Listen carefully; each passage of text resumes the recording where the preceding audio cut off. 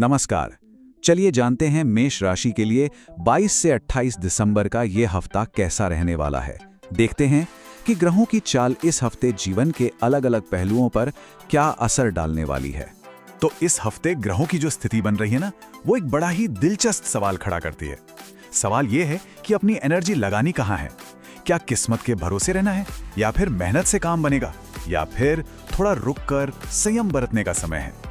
आइए इसी गुत्थी को सुलझाते हैं। तो ठीक है, सबसे पहले ये समझते हैं कि आसमान में चल क्या रहा है। कौन से ग्रह कहाँ बैठकर मेष राशि पर अपना असर डाल रहे हैं। चलिए इस पूरे कॉस्मिक मैप पर एक नजर डालते हैं। तो देखिए, यहाँ पर पूरी तस्वीर एक साथ साफ हो जाती है। सूर्य 9वें घर में बैठकर किस्मत का दरवाजा खोल रहे हैं, वहीं राशि स्वामी मंगल 5वें घर से कॉन्फिडेंस बढ़ा रहे हैं। बृहस्पति पैसों की स्थिति मजबूत कर रहे हैं, लेकिन साथ ही वक्री बुध थोड़ा कंफ्यूजन भी पैदा कर सकता है। मतलब ये एक मिला जुला लेकिन बहुत ही पावरफुल कॉम्बिनेशन है। तो चलिए अब देखते हैं कि ग्रहों का ये सारा खेल आपके प्रोफेशनल और फाइनेंशियल लाइफ में क्या रंग लाने वाला है। करियर के लिहाज से देखें तो ये हफ्ता काफी अच्छा दिख रहा है। इसका पूरा क्रेडिट जाता है सूर्य और मंगल की जबरदस्त एनर्जी को। एक तरफ से लक फेवर करेगा और दूसरी तरफ आपके लीडरशिप स्किल्स भी चमक कर सामने आएंगी। तो यहाँ ना एक तरह की खींचतान है। एक तरफ तो किस्मत और लीडरशिप आपको आगे बढ़ाएगी, खासतौर पर अगर आप एजुकेशन या एडमिनिस्ट्रेशन जैसी फील्ड में हैं। आपके सीनियर्स भी आपसे काफी इंप्रेस होंगे। लेकिन वहीं दूसरी तरफ वक्री बुध एक चेतावनी भी दे रहा है कि कोई भी डॉक्यूमेंट साइन करने में या कोई अग्रीमेंट करने में बहुत ज्यादा सावधानी बरतें। यानी लक के साथ साथ थोड़ा संयम भी जरूरी है। अब पैसों के मामले में भी कहानी कुछ वैसी ही है। बृहस्पति दूसरे घर में बैठकर आपकी फाइनेंशियल कंडीशन को स्ट्रॉन्ग कर रहा है। हो सकता है इनकम के नए रास्ते खुले या कहीं फंसा हुआ पैसा वापस आ जाए।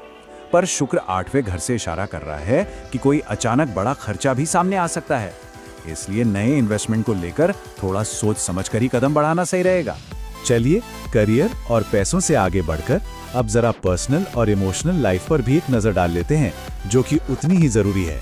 परिवार में बृहस्पति की वजह से माहौल काफी हद तक अच्छा रहेगा। एक दूसरे के लिए मान सम्मान और सहयोग की भावना रहेगी। हाँ, लेकिन शुक्र की जो पोजीशन है वो जीवन साथी या ससुराल पक्ष के साथ कुछ नाजुक हालात बना सकती है।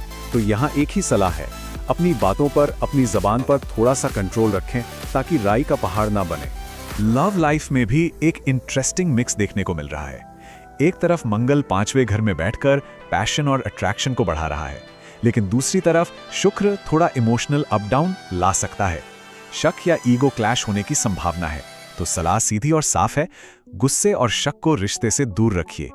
अच्छी खबर यह है कि वीकेंड तक चीजें बेहतर होने लगेंगी।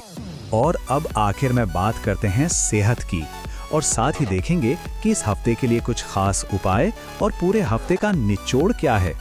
हेल्थ के मामले में भी एक अजीब सा कॉन्ट्रास्ट है। राहु की वजह से थोड़ी मेंटल रेस्टलेसनेस यानी दिमागी बेचैनी या नींद की कमी महसूस हो सकती है, लेकिन दूसरी तरफ केतु किसी पुरानी बीमारी से राहत दिला रहा है। तो मतलब साफ है, बैलेंस बनाना बहुत जरूरी है, और इसके लिए योग, मेडिटेशन और एक अच्छा रूटीन इस हफ्ते आपके सबसे अच्छे दोस्त साबित होंगे। इस हफ्ते की एनर्जी के साथ तालमेल बिठाने के लिए ये रही आपकी एक छोटी सी टूल किट।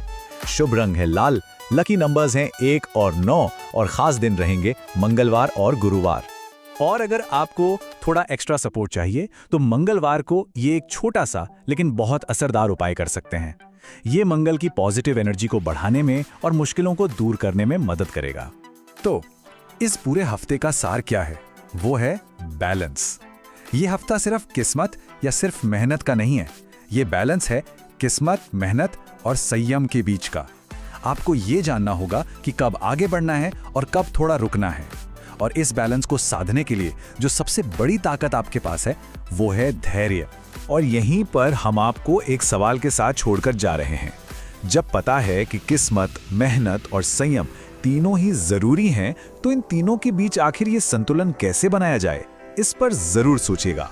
उम्मीद है आपका ये हफ्ता बहुत ही शानदार गुजरेगा।